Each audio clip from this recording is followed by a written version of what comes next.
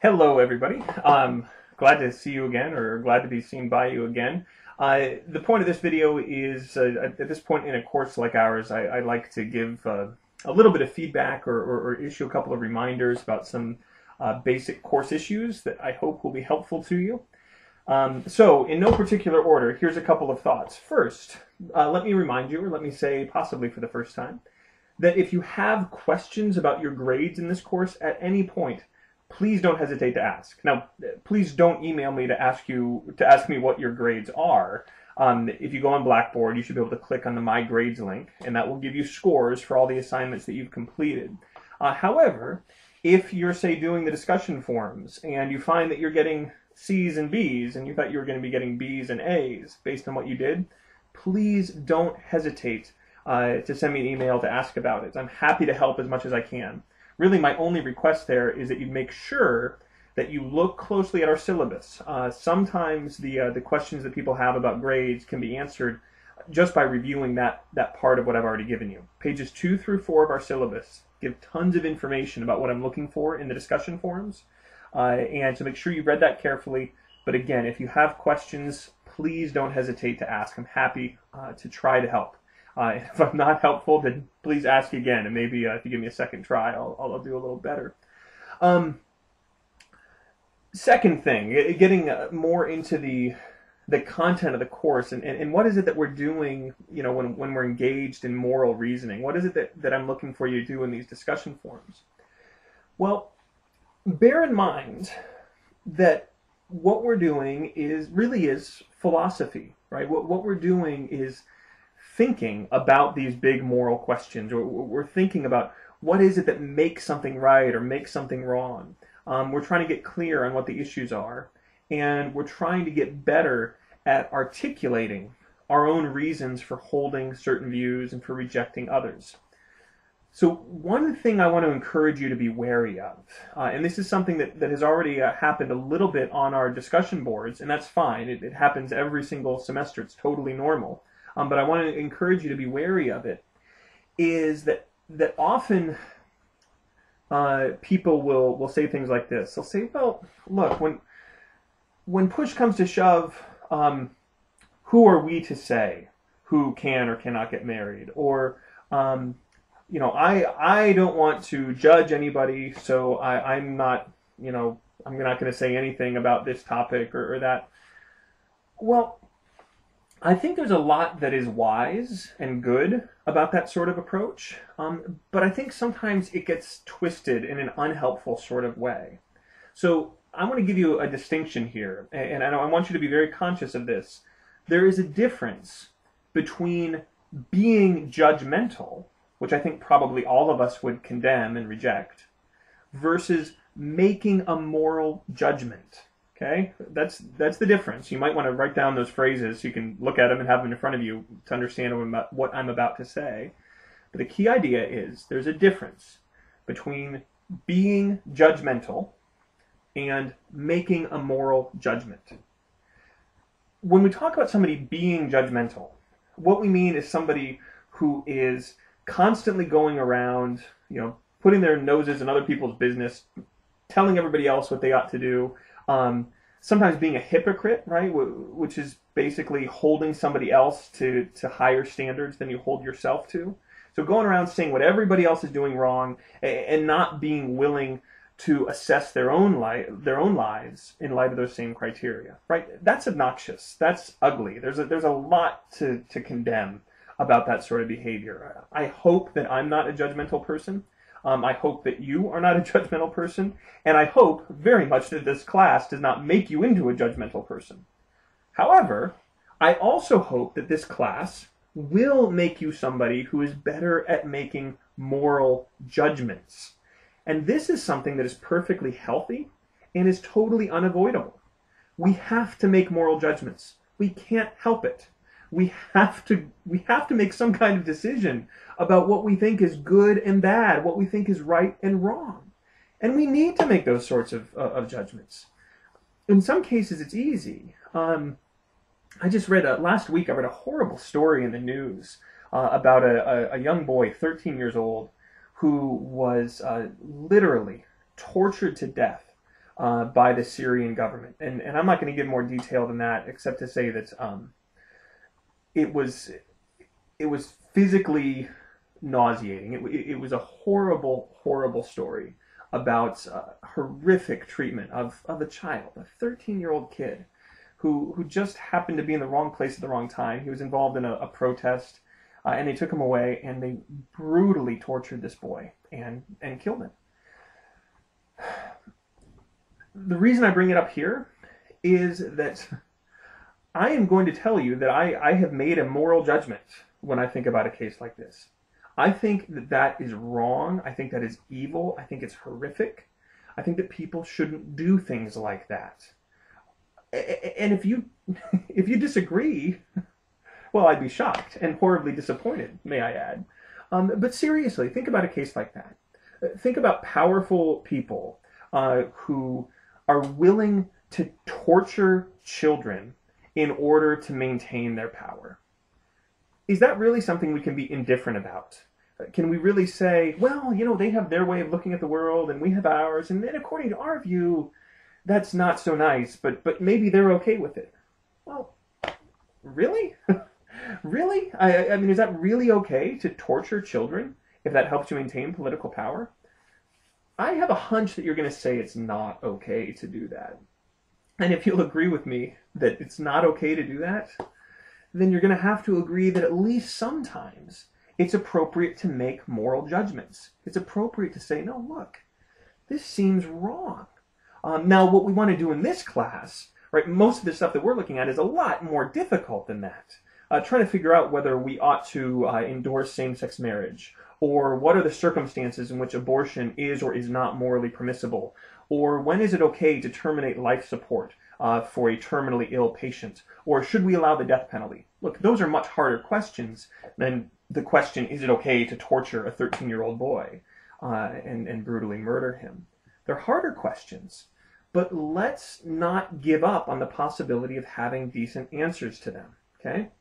So when we get into these harder questions, and when you're posting in the discussion forums, remember that kind of the main thing I'm looking for is that you're thinking about these things on sort of a deeper level, that you're looking at what the reasons are for your views. That's crucial.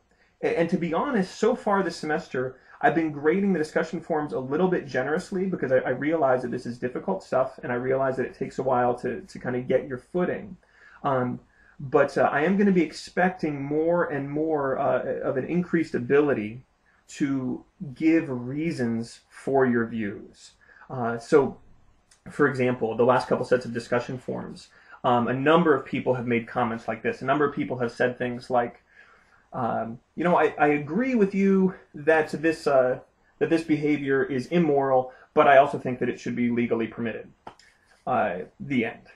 But that's not very helpful. I mean, that's nice to know that that's what your view is. It's nice to know what your conclusion is, but what I would like to hear are, what are your reasons?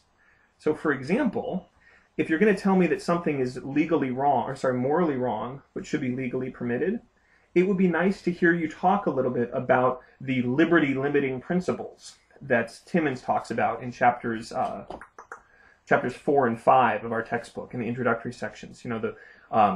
The harm principle, the offense principle, the principle of legal moralism, legal paternalism, those principles that are used to justify imposing restrictive laws. What do you think about those principles? Why do you think it? How are they relevant to that sort of case? So remember, in the discussion forums, part of what I'm looking for is not just what's your conclusion, but what are your reasons for holding that view. Is this, did you just bump your head and you woke up and you decided, now I think that euthanasia is morally wrong, or now I think that euthanasia is morally okay?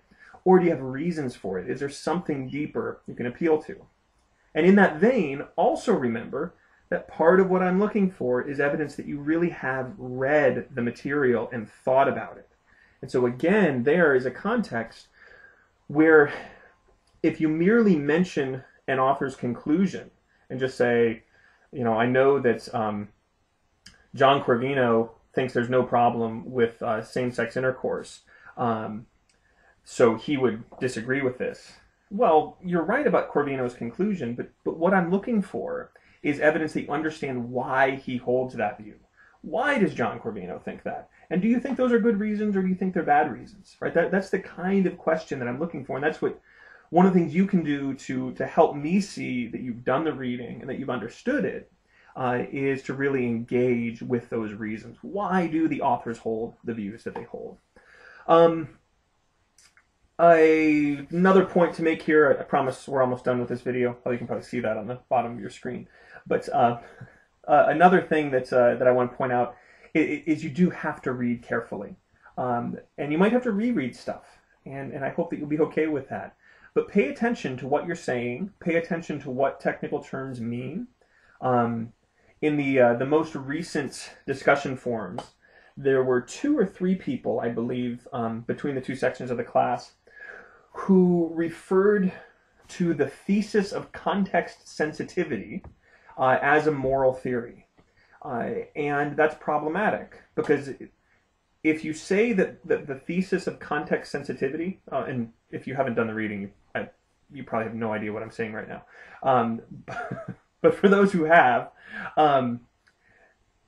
if you say in your post that the thesis of context sensitivity is a moral theory, from my point of view, that's a dead giveaway that you haven't really read the material very carefully. A moral theory is a general account of principles that try to tell us or purport to tell us what sorts of things are good and bad and what sorts of actions are right and wrong. Okay? The thesis of context sensitivity doesn't do any of that for us.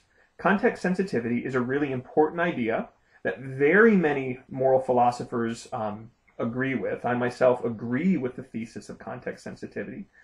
But all that says is that in order to determine what's right or wrong, we have to pay attention to the context in which the action is performed. So there might be some actions, like, for example, telling a lie. Telling a lie is normally morally wrong.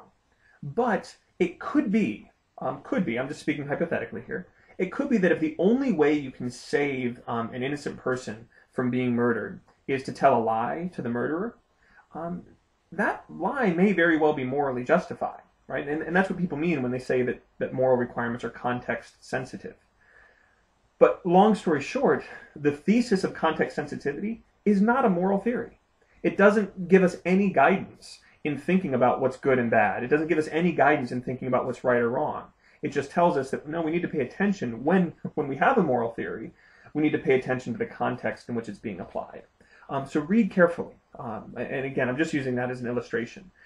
If you think of, or if you say that the thesis of context sensitivity is a moral theory, then from my perspective, that's evidence that you haven't read the material as closely as you should have. Because you should know from chapter 1 that a moral theory tells us about good and bad and right and wrong. And you should know that context sensitivity doesn't tell us about that stuff. So that might sound really abstract and theoretical, but it's really important. And the short version is just read carefully, leave yourself enough time to process, to wrestle with, to think about it, and so on. Last thing, here's one general tip for your writing. This applies in our class, but this will apply to any sort of academic context. When you are referencing an author, right? So if you're talking about one of the authors in our textbook, the first time you mention the author, you should give his or her full name, and then all subsequent references should be using the person's last name only. It's too familiar, it's unprofessional to refer to an author by his or her first name. So the first time you mention the person, it's the full name, and then all subsequent references should be last name only. Very last point, remember that discussion forums are graded in part on the quality of the writing, so take your time, use good English. If you're having computer problems or if you're worried about computer problems, it might be wise to type out your discussion forum comments in Microsoft Word or some other word processing program and then copy and paste them into the discussion forums. But for now, we're at 14.5 minutes. YouTube will only let me upload a 15-minute video, so I think that means that we're done. I hope that you're enjoying the class. As always, if you have questions, if you have comments, if you have concerns, please don't be shy about sending me an email. I look forward to hearing from you. And in the meantime, enjoy.